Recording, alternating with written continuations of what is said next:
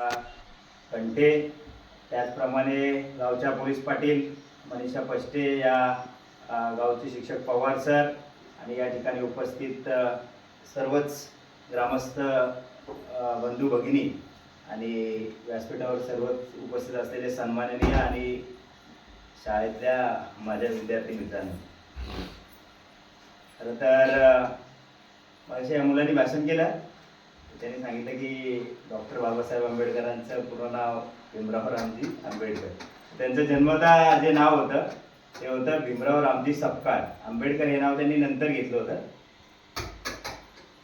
तर 26 जानेवारी 1950 रोजी या देशाला संविधान मिळलं आणि त्याच संविधानाचं एक आठवण आपल्याला राहावी, त्या दिवसाचं महत्त्व आपल्याला राहावं यासाठी आपण हा 26 जानेवारी साजरा करत असतो.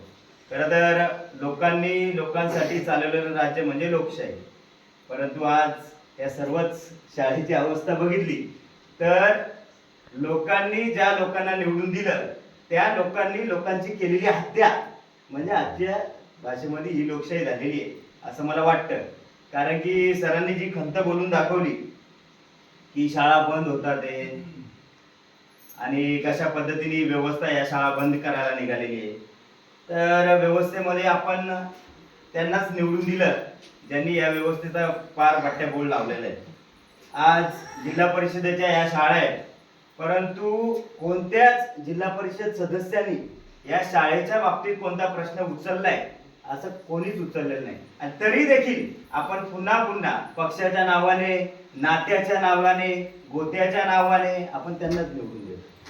खरं तर लोकलची मेट्रो झाली सर, लोकलची मोनो ट्रेन झाली, परंतु या जिल्हा परिषद शाळेच्या जर कॉन्व्हेंट शाळा झाल्या असत्या, जर IB शाळा झाल्या असत्या, जर इंग्रजी शाळा झाल्या असत्या, जर सेमी इंग्रजी शाळा झाल्या असत्या तर ह्या शाळा चालू राहिल्या असत्या. परंतु जाणीवपूर्वक या शाळेंचं एक मॉडर्नायझेशन जे झालं पाहिजे होतं ते जाणीवपूर्वक केलं का त्यांनी तर नाही केलं.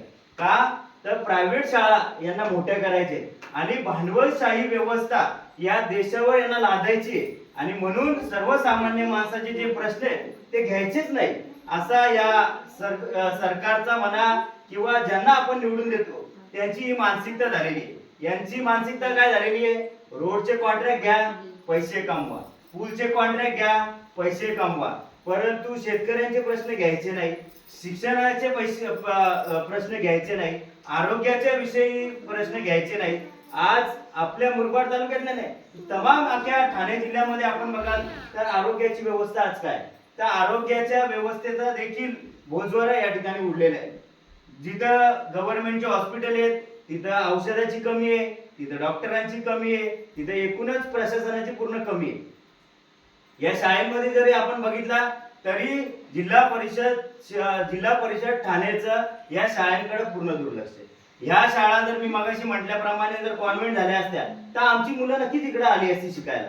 का तर आज एकही असा नेता नाही ज्याने आपली पोरं मराठी शाळेमध्ये टाकले. प्रत्येकाने आपली पोरं इंग्रजी माध्यमात टाकले. जे शिक्षक शाळेवर शिकवतात त्यांची पण मुलं आज इंग्रजी शाळेमध्ये जातात, त्यांची पण काय पोरं मराठी शाळेमध्ये जात नाही. मग जर ह्या शाळा आज इंग्रजी जर महत्वाची झाली असेल, आज ती एवढीशी छोटीशी पोरगी आज तिने इंग्रजीमध्ये भाषण केलं बरोबर. आणि आज आता कल्याण डोंबिवली महानगरपालिकेचं पण इलेक्शन झालं. आम्ही बघतोय की जे ऑलरेडी 20-20 वर्ष नगरसेवक आहेत त्यांची पोरं इंग्लिश पण चांगलं बोलतात आहे, मराठी पण चांगलं बोलतात आहे आणि हिंदी पण चांगलं बोलतात आहे. कारण जर ह्या शाळा जर इंग्रजी झाल्या असत्या तर शाळेतला जो शिक्षक असतो तो मराठी असतात, त्यांनी मराठी आणि इंग्लिश याचा संगनमत करून त्या शाळेमधल्या मुलांना चांगलं शिकवलं असतं. परंतु आज प्रायव्हेटायझेशन झाल्यामुळं आज आमची मुलं जिकडे इंग्रजी शाळेमध्ये जातात तो शाळेतला शिक्षक बोलतो हिंदी, त्याच्या घरी बोलतात मराठी आणि तो शिकतोय इंग्लिश. म्हणजे तो ना धड इंग्लिश नीट बोलत, ना धड तो हिंदी नीट बोलत, ना धड तो मराठी नीट बोलत, असा देडगुजरी भाषेचा विद्यार्थी आपण तयार करायला घेतलेला आहे. त्याच्या मानसिकतेबरोबर आपण खेळायला घेतलेले आहे. आणि म्हणून ही लोकशाही न राहता ही लोकांना मारण्याची एक नवीन पद्धत या ठिकाणी सर निर्माण झालेली आहे. फक्त भांडवलशाही व्यवस्था या ठिकाणी लादण्यात आलेली आहे. आज आम्ही देखील गव्हर्नमेंटच्या शाळेमध्येच आम्ही शिकलेलो आहे. आम्हाला शिक्षणाची फी किती होती? 50 रुपये 100 रुपये, बरोबर. वर्षाची फी आपल्याला 250 ते 300 रुपयामधलं आपलं शिक्षण व्हायचं. परंतु आज प्रायव्हेट मध्ये कोणी पण जर इथं टाकलेले असतील पोरं, तर नर्सरीची फी 40-40, 50-50 हजार रुपये अशा पद्धतीची ही व्यवस्था या ठिकाणी निर्माण झालेली आहे. आणि म्हणून आज आपल्या सगळ्यांनाच या गोष्टीचा विचार करणं गरजेचं आहे. कारण की आपण आता प्रत्येक निवडणूक आपण बघतो, मी निवडणुकीवर जाणीवपूर्वक बोलतोय. का बोलतोय तर कारण की त्याच्यामधूनच सगळी व्यवस्था ही निर्माण होते आणि त्याच्यामधूनच आपल्याला सुखसुविधा भेटत असतात किंवा त्याच्यामधूनच आपल्याला आपण कसे वागणार आहोत किंवा आपलं जीवनमान कसं चालणार आहे हे सगळं त्या ठिकाणी ठरत असते. त्यामुळे आज जिल्हा परिषदेच्या शाळेची ही दयनीय अवस्था फक्त या कान्हार्ले गावातच नाही तर अख्ख्या ठाणे जिल्ह्यामध्ये हीच अवस्था सगळ्या माझ्या मित्रांनो आहे. आणि जाणीवपूर्वक या शाळा सरांनी सांगितलं की मी टिकवण्याचा प्रयत्न करणार आहे. परंतु मी तुम्हाला उद्या त्या नाकावरून निघणार आहे आणि या शाळा मयत होणार आहे. आणि या शाळांमधले मुलांचं पूर्ण भवितव्य हे आज पूर्ण लयास चाललेले आहे. आणि याच ही जी मुलं आहेत आज गरिबाच्या मुलांना देखील उद्या न होऊन प्रायव्हेट शाळेमध्ये टाकायला लागणार आहे. 40-40, 50-50 हजार रुपये तिथे टाकायला लागणार आहेत. मग त्यांचेच ते सगळे ड्रेस घ्या, त्यांच्याकडूनच वया घ्या आणि ते आपल्याला पूर्ण कार्टून बनवायचं पूर्ण त्यांचं नियोजन त्यांनी केलेलं आहे. कारण की त्यांना माहिती आहे की शिक्षण हे वाघिणीचं दूध आहे, जो पितो तो गुरगुरल्याशिवाय राहत नाही. आणि म्हणून मुलांना शिक्षणच द्यायचं नाही, चांगलं शिक्षण त्यांना मिळू नये, त्यांनी प्रश्न विचारू नये, त्यांनी व्यवस्थेशी भांडू नये, अशा पद्धतीचं सगळं वातावरण या ठिकाणी उभं राहिलंय. आज या सरकारमध्ये देखील आपले नेते, आपले आमदार आहेत, आपले खासदार आहेत, पण त्यांची या शाळेबद्दलची भूमिका काय तर झिरो भूमिका. आज आपण बघितलं तर मी नाव नाही घेत कोणाचा, परंतु एक नेत्याने असं सांगितलं की आपल्या तालुक्यामध्ये बायांना कॅन्सरचं जास्त प्रमाण वाढलेलं आहे आणि म्हणून मी कॅन्सरची मशीन आणलेली.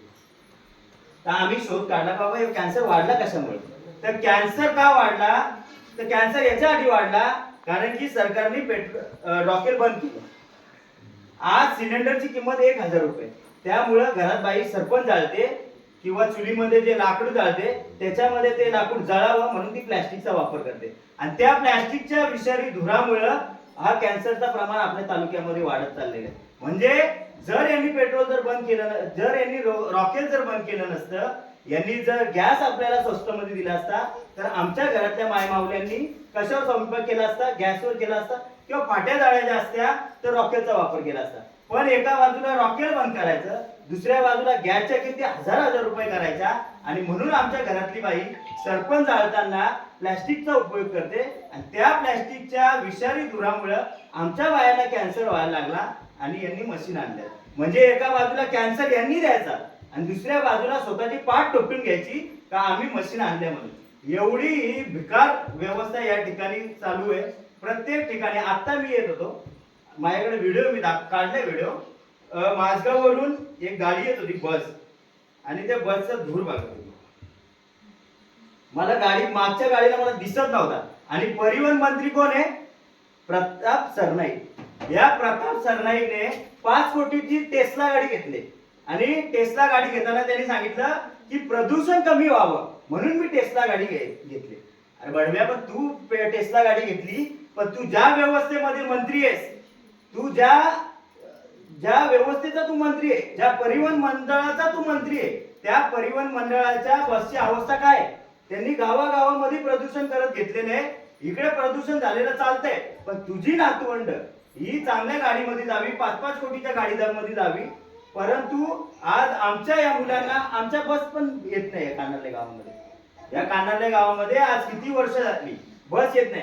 सारखं सांगून पण बस येत नाही आणि ज्या बस येतात त्या सगळा प्रदूषण करत सुटलेले आहे. याच्यामुळं हानी कोणाची होणार, आमच्या मुलांची हानी होणार. ह्या धुरामुळे आमच्या मुलांचं आरोग्य धोक्यात आहे. परंतु या मंत्र्यांच्या गाड्या, टेस्ला गाड्या 5-5 कोटीच्या का तर यांना फक्त स्वतःच्या नातवांची आणि मुलांची काळजी आहे परंतु गरिबाची काळजी कोणी घेत नाही. आणि म्हणून या ठिकाणी एवढ्या महिला आहेत यांना पण मला सांगायचंय, आता येणाऱ्या निवडणूक आहे, कोणी काय सांगेल परंतु तुम्ही पण या गोष्टी लक्षात घेतल्या पाहिजे का यांनी आपल्यासाठी काय केले. त्यामुळे सर्वसामान्य माणसाला निवडून देणं आणि जो माणूस चांगले प्रश्न उचलतो, भले जिल्हा परिषद असेल, पंचायत समितीमध्ये असेल, त्यांना निवडून द्यायचं. फक्त पैशाच्या जोरावर हे लोक उभे राहतात आणि पैशाच्या जोरावर फक्त एक लोकांना विकत घ्यायचं आणि या व्यवस्थेला पूर्ण बटीक बनवायचं आणि पैशाच्या जोरावर या निवडणुका मारायच्या आणि नंतर आमच्या मुलांचं पूर्ण भवितव्य हे भूतकाळामध्ये न्यायचं, अंधारात न्यायचं, त्यांच्या आयुष्याचा सत्यानाश करायचा. या पद्धतीची व्यवस्था या ठिकाणी बांधवांनो सगळी निर्माण होत असताना आपण जागृत असणं खूप गरजेचं आहे.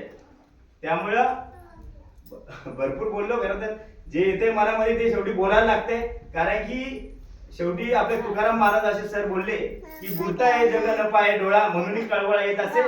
तर तो आपण जेव्हा वाचतो, आपल्याला जेव्हा व्यवस्था समजते तेव्हा दुःख होतं आणि त्या दुःखातून ज्या प्रतिक्रिया निघतात त्या निघतात. त्यामुळे प्रश्न विचारणारी पिढी आपल्याला तयार करायची. मुलांनो, प्रश्न विचारायला शिका, व्यवस्था समजून घ्या. मगाशी आपली संतोष गवाळे यांची मुलगी, तिच्या हस्ते आपलं ध्वजावंदन झालं, तिचं नाव समीक्षा आहे. त्यामुळे त्या अनुषंगाने देखील सांगेल की समाजाची देखील समीक्षा होणं गरजेचं आहे. समाजाने देखील कोणाला स्वीकारायचंय, कोणाला नाकारायचंय, या गोष्टी देखील आपण केल्या पाहिजे. त्या आपल्या हस्ते हो आणि ह्याच उद्या मुलांमधून आमचे चांगले नेते घडोत, आमचे चांगले पुढारी घडोत, चांगले IAS IPS अधिकारी घडोत आणि या समाजाची सेवा त्यांच्या हातून घडो. आणि ज्या समाजातून ही सर्व विद्यार्थी येतात, ज्या गरीब समाजातून येतात, त्या गरीब समाजाचं त्यांच्या हस्ते, त्यांच्या हातून चांगलं काही कल्याण हो, एवढीच मी इच्छा या ठिकाणी व्यक्त करतो. थांबतो. जय हिंद, जय महाराष्ट्र.